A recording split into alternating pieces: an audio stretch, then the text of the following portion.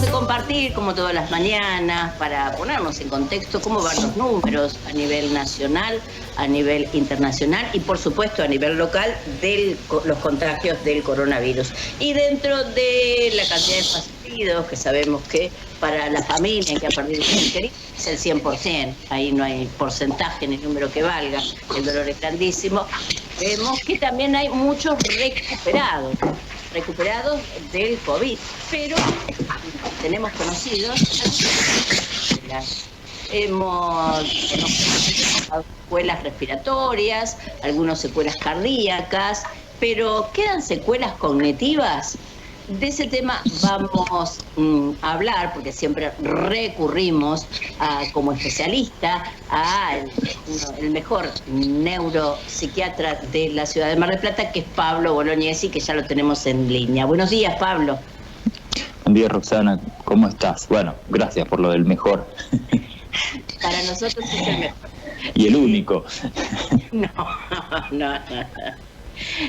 Pablo, bueno, estábamos hablando de coronavirus y de un montón de cosas. Recién hace un año que se conoce la enfermedad y se van aprendiendo, creo que los mismos profesionales, no solo de la Argentina, sino de todo el mundo, van aprendiendo.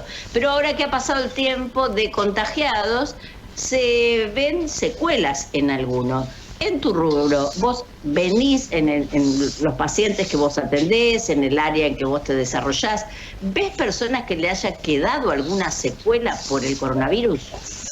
Sí, se ve muchísimo, y sobre todo si empezás a preguntar, porque a veces la gente, a mí lo que me ha pasado es que muchos pacientes no asocian esos síntomas cognitivos con haber padecido la infección por COVID. Hasta que le preguntás o hasta que le informás que a veces quedan secuelas cognitivas y si han tenido algún problema de concentración, de memoria, de atención, y ahí es impresionante la respuesta, porque muchos naturalmente dicen sí, nunca se me había ocurrido pensar que podía tener que ver con esto, y empiezan a contar síntomas que vienen padeciendo, que son en general bastante impactantes, ¿no? Porque si bien no estamos hablando de un deterioro cognitivo en el sentido de lo que puede ser un Alzheimer, ¿no? Es decir, bueno, es una persona con una demencia que no sabe qué día es, o que se va perdiendo cada vez más y requiere de asistencia porque pierde su autonomía. No estamos hablando de eso, pero estamos hablando de fallas que afectan el funcionamiento correcto a nivel laboral, a nivel familiar, sobre todo porque son fallas relacionadas con la atención, por un lado, y por otro lado con funciones ejecutivas. ¿Cuáles son las funciones ejecutivas? Son aquellas que nos permiten organizarnos, planificar, para lograr un objetivo, lo que sea, ¿sí? Un objetivo laboral, digamos, a veces tareas a las que te dedicas habitualmente o objetivos en tu vida. Entonces son funciones que a veces no son tan claras, pero que tienen un impacto y un riesgo muy alto. A mí me ha pasado, por ejemplo, de atender enfermeras de terapia intensiva, que trabajan en terapia intensiva, que tuvieron COVID, que por ahí no fue un cuadro severo, y que cuando yo les he preguntado me empiezan a describir que se tienen que anotar todo, que se olvidan, que están yendo a hacer algo y no sé, se distrajeron, alguien les habló y ya se olvidaron lo que tenían que hacer. Y obviamente eso las expone a un riesgo muy alto, porque imagínate que si una persona que, bueno, no sé, vamos a ponerlo, ¿a vos te gustaría volar en un avión cuyo piloto tuviese ese tipo de fallas? Claramente no. ¿No es cierto? Entonces estamos hablando de que tienen un impacto muy alto, porque si fuera la memoria solamente, decir, bueno, la memoria de última, si yo me olvido de algunas cosas que tengo que hacer, y bueno, yo me las agendo, ¿viste? Uno más o menos lo puede manejar, pero acá estamos hablando de funciones mucho más sutiles, pero que tienen un impacto importante. Entonces sí se viene viendo, y se viene viendo que no tiene relación con la gravedad del cuadro que hayan tenido de COVID. O sea, no es que esto se ve en pacientes que estuvieron necesariamente graves internados. Que por ahí se ve un poco más terapia. pulmonar eso. Sí, y también tenemos en pacientes graves, hay muchas veces sintomatología y secuelas o episodios neurológicos también mucho más severos, ¿no? Cuadros inflamatorios cerebrales, se ven también muchas veces episodios de ACV, en parte por esta cuestión protrombótica que tiene, que genera esta respuesta inflamatoria. Protrombótica quiere decir una tendencia a fabricar trombos, ¿no? Que van tapando arterias. Así como se producen trombos. ¿El tema de la mala oxigenación puede tener que ver también? También la hipoxia puede generar daños. Incluso una cosa que se ve, viste, mucha gente queda después del COVID con una disnea, una dificultad para respirar, se agitan fácilmente durante bastante tiempo. Y muchas veces eso no tiene que ver, o no tendría que ver, con una secuela pulmonar, o sea, por ahí los pulmones no están mal, sino con una secuela a nivel neurológico de afectación de los centros respiratorios, porque la respiración está coordinada por centros respiratorios que se encuentran en el sistema nervioso central, específicamente en el tronco encefálico. Y entonces se está hablando, porque claramente estas son todas cuestiones muy nuevas que se están empezando a ver ahora y se están empezando a estudiar ahora, cuáles podrían ser los mecanismos, ¿no? ¿Por qué esto ocurre? Bueno, se está empezando a hablar de que muchas veces la disnea podría ser una secuela neurológica, ¿no? No tanto pulmonar, en pacientes que por ahí no tuvieron tantos síntomas. Insisto en esto, ¿no? Pacientes jóvenes que por ahí pasaron un cuadro relativamente leve y que posterior a eso quedan con estas secuelas. El otro día yo le preguntaba específicamente a un paciente joven, un chico de, no sé, tendrá 30 y pico, que tuvo COVID con poca sintomatología y lo tuvo hace un par de meses, y a raíz de que yo empecé a armar, que después te cuento, ya empecé a armar y ya está funcionando un protocolo de evaluación para estos pacientes, le pregunto concretamente, ¿te ha pasado por ahí que has notado algún tipo de falla en tu memoria, en tu atención a partir del COVID? Y me empezó a contar cosas, pero espeluznantes, como por ejemplo decirme, yo me muevo en bicicleta y me pasa muchas veces que me doy cuenta que crucé una bocacalle sin darme cuenta que era la bocacalle. Yo seguí de largo y seguí, y lleva a su hija por ahí en la bicicleta, ¿no es cierto? Claro. Una nenita. Entonces, y él se da cuenta de ese peligro, ¿no? Entonces yo le dije, bueno, vamos a hacer una evaluación, vamos a ver cuáles son las áreas que están afectadas y vamos a hacer rehabilitación. Aparentemente estos síntomas, por lo que se viene viendo, son reversibles, no es que quedan para toda la vida, tienden a ir mejorando, pero es muy importante poder evaluarlos y sobre todo, primero porque como comunidad científica, los médicos necesitamos información, entonces hay que evaluar estas cosas y necesitamos también de la colaboración de los pacientes para poder ver qué incidencia real tiene, qué magnitud tiene, si hay algún rango de edad, qué asociación tiene con los síntomas que tuvieron durante el desarrollo de la enfermedad, cómo van revirtiendo. Es muy poco el tiempo, ¿no? El tiempo que se ha desarrollado esta enfermedad es muy poco, todos los días se debe estar estudiando algo, debe haber mutaciones, no solo del virus, sino mutaciones de los síntomas. Y bueno, antes, por ejemplo, se daba el alta y no se pedían estudios cardiológicos. Hoy, cuando se da el alta, se piden estudios cardiológicos de rutina porque se han visto algunos cuadros cardíacos asociados al post-COVID. Se está hablando hoy en día del long COVID, ¿no? El COVID prolongado, crónico, en el cual el otro día me hacía una pregunta un colega al aire en otro programa y me decía, estas secuelas a nivel cognitivo, pero uno se las pregunta en general, ¿no?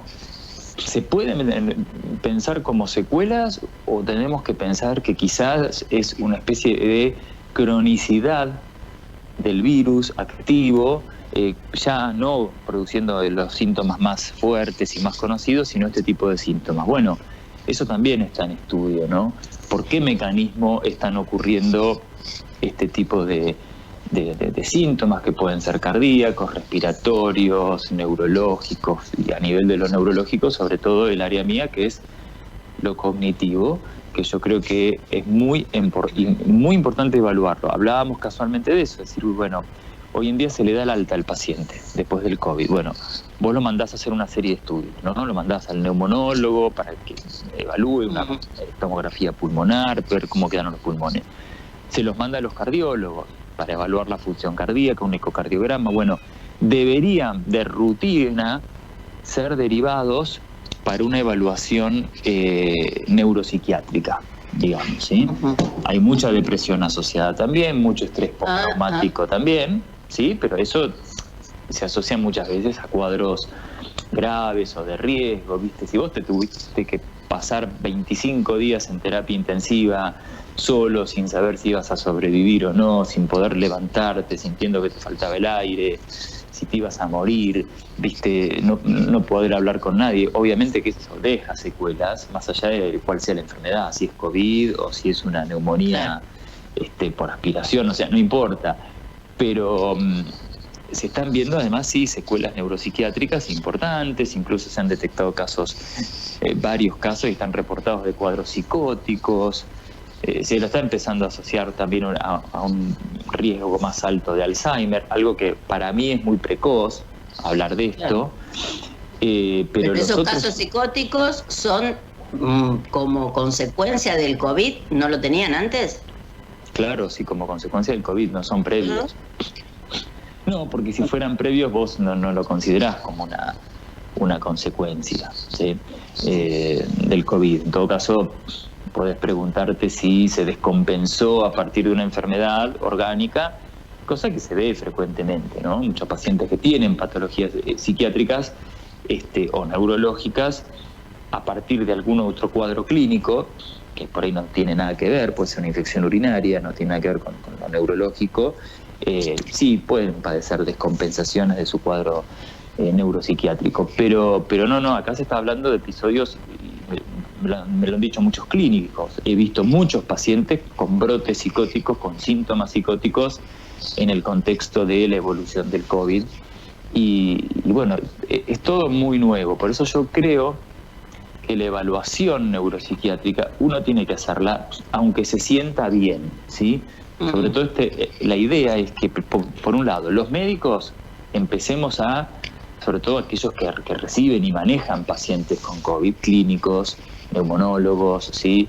Terapistas, intensivistas, a eso me refiero, bueno, que empiecen a considerar, bueno, el paciente cuando es dado de alta, entre las recomendaciones de evaluaciones evolutivas, tiene que incluirse la evaluación neuropsiquiátrica. Yo aclaro lo de neuropsiquiátrica porque hay que evaluar componentes neurológicos, hay que evaluar componentes psiquiátricos. Por otro lado, las personas también, no solo los médicos, sino aquellas personas que han padecido COVID, que son pacientes, aún habiendo tenido síntomas leves, también deberían empezar a considerar tener una consulta neuropsiquiátrica para detectar estas posibles cuestiones que a veces uno no las detecta tan fácilmente. A veces uno dice, no, pero a mí yo no tengo nada, ¿no?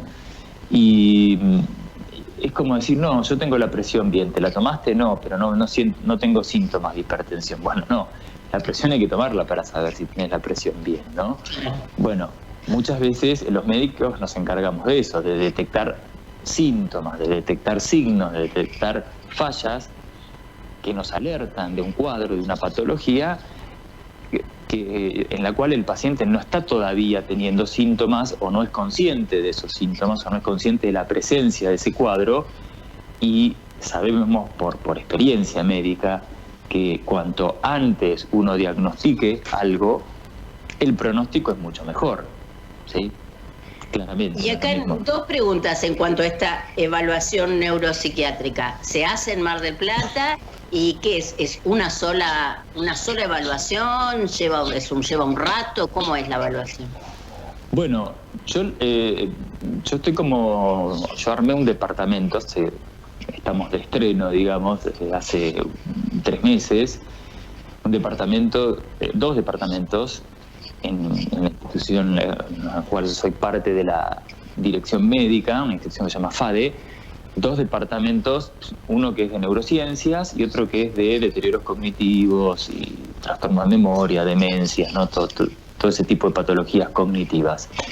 En ese departamento armamos un protocolo de evaluación de estas fallas cognitivas y o síntomas neuropsiquiátricos de los pacientes, que incluyen una evaluación conmigo como neuropsiquiatra para ver y detectar la presencia de ciertos síntomas. Incluyen, obviamente también se pide una imagen, una neuroimagen, si es que no la tienen. Muchos pacientes ya se la realizaron, otros no, es decir, una resonancia o una tomografía de cerebro en el caso de que no se pueda hacer una resonancia. Y hay una evaluación cognitiva llevada a cabo por una especialista en evaluar deterioro cognitivo y alteraciones cognitivas, que se centra específicamente en las fallas que están descritas en el COVID. Y esta es una diferencia fundamental, porque vos podés ir a hacer una evaluación cognitiva con cualquier especialista o en distintas instituciones, y que muchas de ellas son de excelencia, ¿no? El tema es que muchas veces son evaluaciones cognitivas estandarizadas y pensadas básicamente para detectar si una persona tiene demencia o no, sobre todo pensando en Alzheimer o una demencia por una secuela vascular o lo que fuera. Son mucho más largas, en general son 3-4 días de evaluaciones que se le hacen, a veces una vez por semana, otras veces más seguido, y que están estandarizadas. Acá lo que nosotros armamos es un protocolo de una serie de test concretos que apuntan a evaluar las áreas cognitivas que están afectadas y descritas como afectadas como secuelas de COVID, y que se hacen en una única sesión, en un único día, y que dura 1 hora y media la evaluación cognitiva. Entonces, a partir de eso, el paciente finalmente se va, después de realizar todas estas evaluaciones, evaluado a nivel psiquiátrico, evaluado a nivel de una neuroimagen y evaluado cognitivamente, psiquiátrico y neuropsiquiátrico, ¿no? Y evaluado cognitivamente con un informe que se le entrega muy claro y muy desarrollado acerca de cómo está funcionando a nivel cognitivo. Si nosotros detectamos que hay fallas cognitivas, que son leves, que no tienen un gran impacto, bueno, daremos cierto tipo de recomendaciones. Si no detectamos fallas, buenísimo. Y si detectamos fallas más severas, no solo daremos algunas recomendaciones básicas, sino que también vamos a recomendar realizar una estimulación, una rehabilitación en esas fallas, y vamos a evaluar qué tipo de riesgo está teniendo esa persona.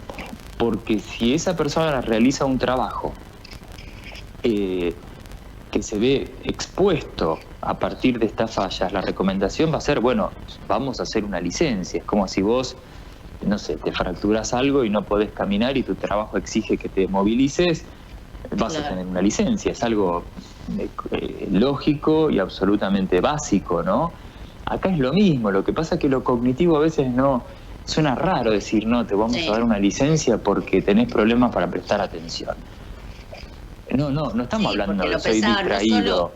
No solo el personal de salud, que es grave, sobre todo personal de terapia intensiva, qué sé yo, un instrumentista, alguien de cirugía, pero por ejemplo, un chofer de larga distancia que tiene a su cargo un micro. Ni hablar. Sí, yo tengo, no sé, por ejemplo, un paciente que me describía esto, fallas cognitivas, ¿no? Estoy hablando de eso, que por ejemplo se encarga de tareas de mantenimiento que tienen que ver con electricidad, plomería y todo eso en una clínica acá en la ciudad de Mar del Plata. Entonces, decir, bueno, a ver, estamos corriendo el riesgo de que explote una cañería porque tuvo una falla involuntaria, porque no, insisto, no estamos hablando de que no, yo siempre fui distraído. No estamos hablando de eso. Estamos hablando de fallas que son mucho más severas y que no es tan simple como decir, bueno, como sé que soy distraído, me concentro, presto atención en mi trabajo. Mucha gente que es distraída en su trabajo funciona perfectamente porque se concentra en ese momento. Acá vos no tenés la posibilidad de concentrarte. porque tenés un déficit, ¿entendés? O sea, no es una cuestión de me concentro y ya está. No me puedo concentrar, es lo que me dicen. No lo puedo hacer. Me doy cuenta que me olvido, me lo anoto y a veces hasta me olvido de mirar lo que anoté. Me doy vuelta y me olvido lo que estaba yendo a hacer. Pierdo el papel. Eso pasa seguido. Claro. No te pierdo el papel. Bueno, sí. Yo en una época usaba agenda y me olvidaba de abrirla, ¿no? Cuando era más chico. Entonces dije, no uso más agenda, ya está, ¿qué va a hacer? Sí. Bueno, Pablo, supongo, da para 20.000 disparadores, supongo. El doctor Pablo Bolognesi tiene sus redes sociales, que contesta allí siempre en las redes. Pablo Bolognesi OK en Instagram, Pablo Bolognesi en Facebook. Así que ahí les pueden también seguir consultando, o por allí si hay alguien que tiene empleado que se le haya puesto a decir, bueno, vamos a quedarnos tranquilos y se le puede hacer una evaluación neuropsiquiátrica a alguno que haya tenido. Sí, y hacer la rehabilitación en el caso de que haya algún déficit y recuperar antes a esa persona, ¿no? Claro. Y sacar y disminuir los riesgos que conlleva tener este tipo de fallas. Yo, si se puede, te dejo un teléfono para que la gente se comunique. Dale. Sí. Si están interesados en realizar esta evaluación, es el 4940697. Nosotros tenemos secretarias desde las 9 hasta las 21 horas, de lunes a viernes, o sea que puede ser que no te atiendan en el momento porque justo están haciendo una receta, pero es fácil comunicarse con la institución y averiguar si están interesados en hacer esta evaluación, y si no, bueno, pueden realizarla por otros medios desde ya. Yo hablo del protocolo que nosotros armamos, que lo conozco y que sé que está pensado específicamente para esto, ¿no? Bien. Ahora cuando acompañemos la nota vamos a acompañar el teléfono también para el que se quiera comunicar.